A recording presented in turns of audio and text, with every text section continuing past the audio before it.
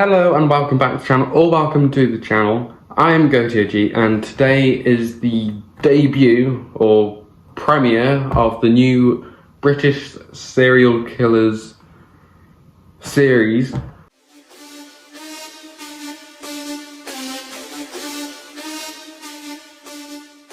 I thought I would start with a quite recent and well-known serial killer in Britain called Harold Frederick Shipman. Also, sorry if I'm looking to the side, it's just a lot of notes. Harold Frederick Shipman was born on the 14th of January in 1946 and had two siblings, Pauline and Clive, which made him a middle child, so he potentially had middle child syndrome, which could be a factor in him being the way he was in terms of killing people-ish. It's kind of an excuse, but shouldn't count. Anyway, red flag number one. His parents, Harold F. Shipman, I couldn't find out whether it was Frederick again, but just call him Harold Shipman Sr. And Vera Shipman were devout Methodists. I have no idea what that means, but they were also working class and didn't have a lot of money at the time. So they stayed in a council estate or council housing in Nottingham called Bestwood Estate. Bestwood Estate was also near a coal mine, so Harold Jr.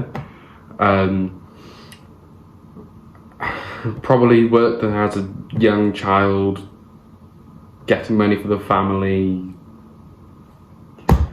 Another red flag is that Harold Frederick Shipman Jr.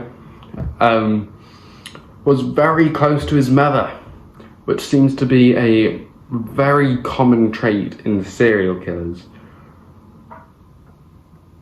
I don't know why, but just is. Unfortunately though, for Harold, at the age of 17, he witnessed his mother, who was suffering from lung cancer, being injected with morphine, which would later be what Shipman used to kill the majority of his victims. If there was most likely something relevant in that, probably traumatized him in a certain way, where he then decided to go on a killing spree.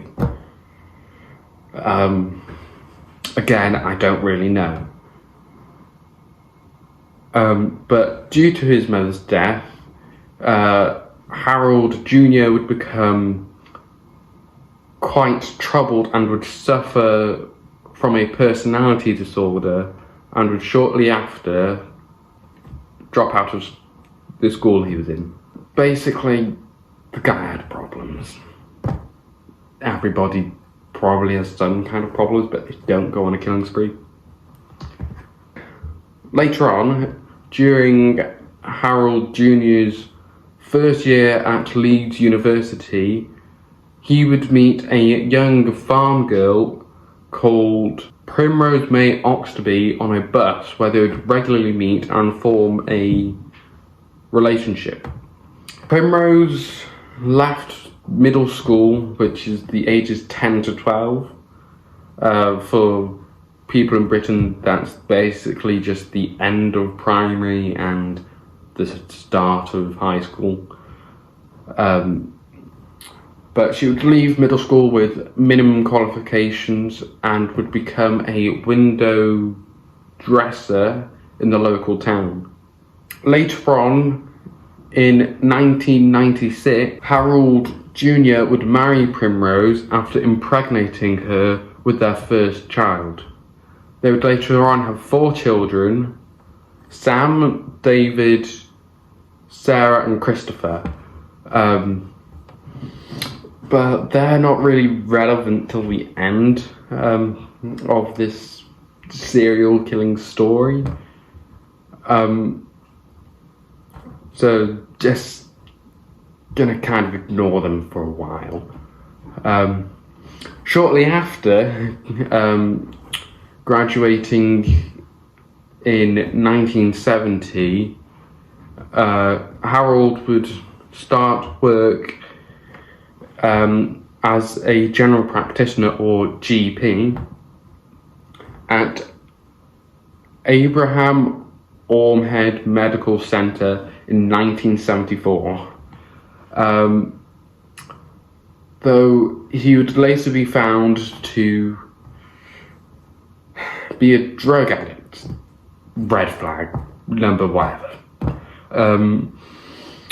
He created false prescriptions, and he would inject himself with painkillers. The guy's messed up. He would be fined £600, which is £4,297 in today's money. Your fucking money! He was still allowed to go to another clinic or medical centre, whatever you want to call it, and still be a GP. What? What the fuck? Though he would go to drug rehabilitation for a short amount of time in York before going back to a GP. Again, why would you let someone with that history become a GP? Anyway, a GP at Donnybrook Medical Centre, Hyde, Greater Manchester, in 1977. And then in 1993, Shipman would open his own surgery at 21st Market Street, becoming a respected member of the community. I couldn't find out what the name of the of Harold Shipman Jr.'s surgery was called, but this would be one of many reasons why Shipman wouldn't be prosecuted for such a long time, as his crimes were quite obviously something related to him. But another factor could be that he was a GP, so people go to him and trust him, as he's helped them feel better, but also kill people. It's kind of contrasting, I know, but sorry. Dr. Linda Reynolds, who was also a GP, was worried about the death rate in Shipman Jr.'s patients. Red flag, again. Lots of warnings here. So to call John Pollard, I don't know, who was a coroner in the area, and tell him her suspicions. But the response from the police would be that they were unable to provide enough evidence to detain or investigate more thoroughly into the death rate. However, it would be after a former mayoress, Kathleen Grundy, dies suddenly, and the fact that she left all her belongings to, you guessed it, Harold Frederick Shipman. Give her belongings to her daughter like you would normally do. She decides to give all of her belongings to a GP that she probably barely knows. Because of this, Harold would then be trialled at the Thameside Magistrate and be refused bail. And an investigation would exhume. And for those of you who did not know, I did not know of this word before, exhume is to dig up under orders from the judge, basically dig up a body from the orders of a judge for evidence. But 10 people were exhumed who were victims of Shipman in 1998.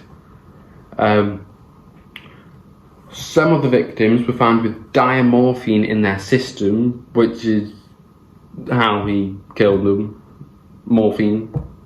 It's also known as heroin. 10 people were found with diamorphine in the system, such as Mrs. Grundy. The other exhumed bodies include Joan,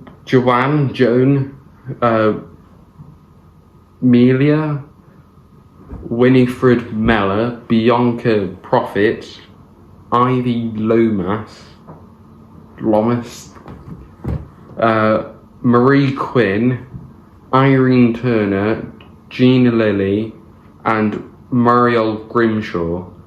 The investigation would also find a Brother typewriter, which is what Shipman Jr. used to forge Mrs. Grundy's will so that he could get all her belongings. The following year, after more investigations, it was discovered that Shipman Jr. would ask his victims to be cremated as to probably hide any evidence, which lots of his patients and victims did.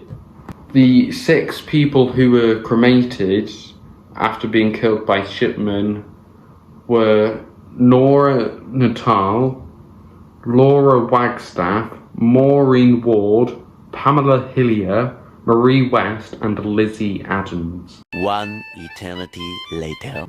To trial Shipman Jr. and then another to convict him for murdering 15 people and forging Mrs. Grundy's will.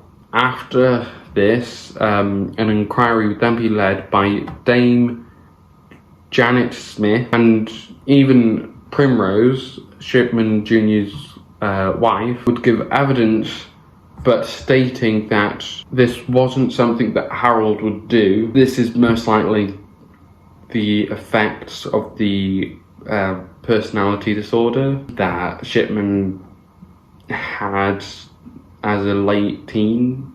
Also, at this time, Shipman's 4 children, who are now relevant again, would change their names, I presume to stay out of social media or something along those lines.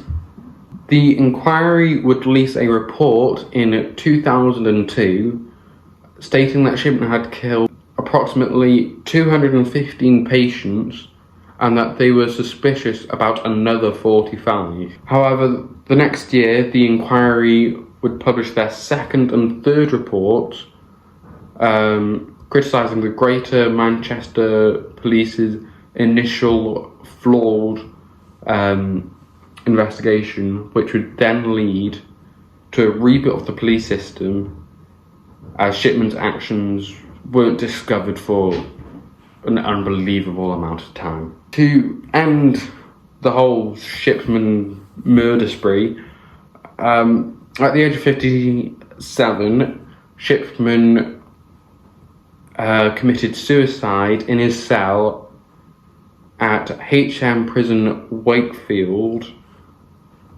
by hanging himself from the bars on the window with his bed sheet. However, for many of the people's or the victims' families and loved ones, this didn't feel like a conclusion, basically a good thing for them, as they most likely believed that Shipman had to suffer full life, for the rest of his life in a cell and suffer the pain because he had destroyed families and made many people suffer, and the victims' loved ones didn't feel like they got the justice that they deserved. that is all for this video. Leave a like and hit the subscribe button, and I'll see you all next time.